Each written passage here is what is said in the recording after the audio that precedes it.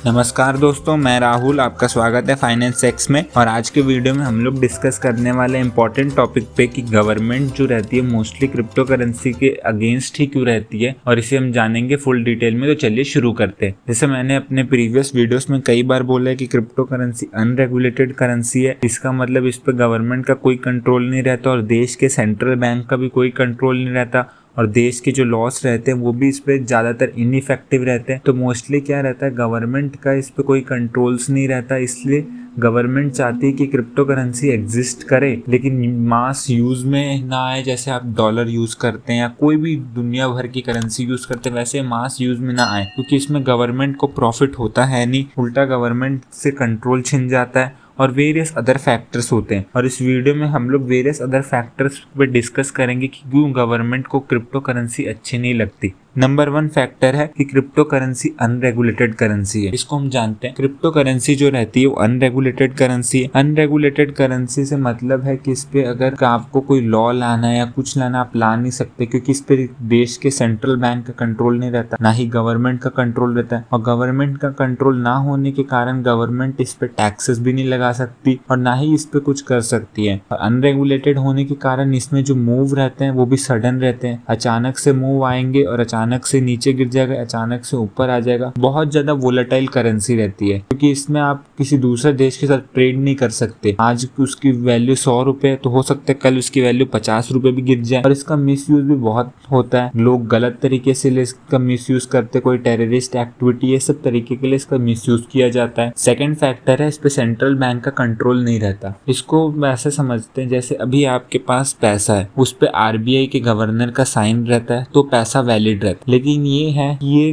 Crypto currency virtual currency है, उस पे गवर्नमेंट का कंट्रोल नहीं है। अगर उसकी आज वैल्यू 100 रुपए है तो हो सकता है आने वाले टाइम में उसकी वैल्यू 50 रुपए भी हो जाए। लेकिन आपका जो पास नोट है उसकी वैल्यू जो साइन हो चुका है उसकी वैल्यू फिक्स रहेगी, वो चेंज नहीं होने वाली, और आप उससे सामान खरीद सकते, जो चाहे कर सकते। लेकिन क्रिप्टो करेंसी से ये दिक्कत रहती है कि आज उसकी वैल्यू बहुत ज्यादा हो जाएगी तो कभी बहुत कम हो जाएगी। तो वोलेटिलिटी के कारण इसको हम लोग स्टैंडर्ड यूज में नहीं कर सकते और इससे हम लोग अपना डेली वर्क नहीं कर सकते, क्योंकि ये बहुत ज्यादा वोलेटाइल रहती है और इस पे पॉलिसीज नहीं बना सकते और ना ही आप दूसरी कंट्री के साथ इसके साथ ट्रेड कर सकते हैं। थर्ड फैक्टर है मनी लॉन्ड्रिंग और टेररिज्म। जैसे बड़ी बड़ी कंपनीज हैं, कुछ जैसे खराब कंपनी जिनको अपने टैक्स बचाने रहते हैं, या तो कोई टेररिस्ट ऑर्गेनाइजेशन है, वो जनरली पहले कैश में डील करते थे, लेकिन क्रिप्टो करेंसी आने के बाद वो मेनली इसको यूज करना शुरू कर चुके हैं, क्योंकि ये ट्रेसेबल ज्यादा होती नहीं है और आप इसके किससे भेज रहे हैं मोस्टली ट्रेस नहीं हो पाता है क्रिप्टो करेंसी में। और ये वर्चुअल करेंसी है तो इस पर गवर्नमेंट का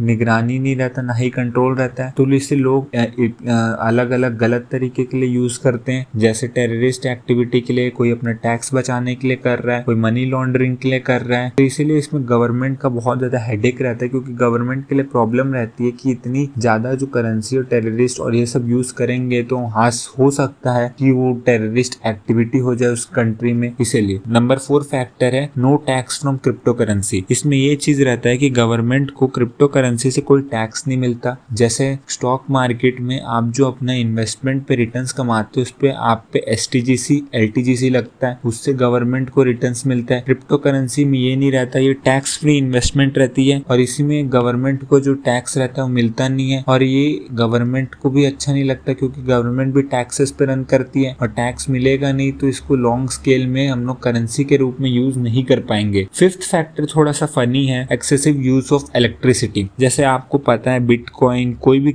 अदर क्रिप्टो करेंसी 2 तरीके से प्रोड्यूस होती है। एक तो नॉर्मल तरीके से जो आप मार्केट से बाई एंड सेल कर सकते हैं, और एक माइनिंग के थ्रू। माइनिंग के लिए चाहिए आपको high and super computers, high graphics card, और आपको सर्वर अच्छे चाहिए। उसके लिए बहुत ज्यादा इलेक्ट्रिसिटी यूज होती है। यहाँ तो रिसेंटली हुआ था कि चाइना में इतनी ज्यादा माइनिंग एक्टिविटी हो रही थी जिसके कारण वो शहर में ब्लैकआउट हो गया था, मतलब पावर कट हो गई थी। इतना ज्यादा लोड हो गया था कि पावर कट हो गई थी। और जो बिटकॉइन माइनिंग है, क्रिप्टो माइनिंग का हेवन बोला जाता है, नॉर्वे, डेनमार्क एक्सेट्रा, वहां तक भी पावर आउटेज हो रहा है, मतलब वहां भी पावर नहीं बच रही है, क्योंकि इतने ज्यादा क्रिप्टो माइनिंग हो रही है और इतने ज्यादा सर्वर और हाई एंड ग्राफिक्स कार्ड पे माइनिंग हो रही है। तो ये भी एक सरदर्द है गवर्नमेंट के लिए, क्योंकि इतना ज्यादा अगर ग्रिड पे पावर आएगा तो हो सकता है कि ग्रिड फेल भी हो जाए। सिक्स्थ फैक्टर है कि गवर्नमेंट गवर्नमेंट का खर्चा बढ़ जाता है, क्योंकि अगर मैंने आपको फिफ्थ फैक्टर में बताया था कि इसमें बहुत ज़्यादा इलेक्ट्रिसिटी लगती है। अब इलेक्ट्रिसिटी लगती है तो गवर्नमेंट को अपने प्लांट्स को मेंटेन करना, उसकी कैपेसिटी बढ़ाने के लिए जो टाइम ड्यूरेशन जिसे 5 साल है, लेकिन अब उसको 2 साल के अंदर करना पड़ेगा, क्योंकि उसको पूरे एरिया की नीड्स चाहिए और इसमें बहुत ज़्यादा कैपिटल लगता है, तो इसलिए गवर्नमेंट का खर्चा बढ़ जाता है। इसलिए गवर्नमेंट को क्रिप्टो करेंसी पसंद नहीं आती। क्रिप्टो करेंसी मेजर गवर्नमेंट्स को पसंद इसलिए नहीं आता क्योंकि इसमें बहुत ज़्यादा खर्चा होता है, उसके अलावा इससे कुछ रिटर्न्स मिलते नहीं है और टेररिस्ट एक्टिविटीज़ के लिए यूज़ की जाती है। अनरेगुलेटेड मार्केट है, इस पर आप कंट्रोल नहीं कर सकते और इसमें बहुत सारे इश्यूज हैं। और लॉन्ग टर्म में देखा जाए तो जैसे आप अभी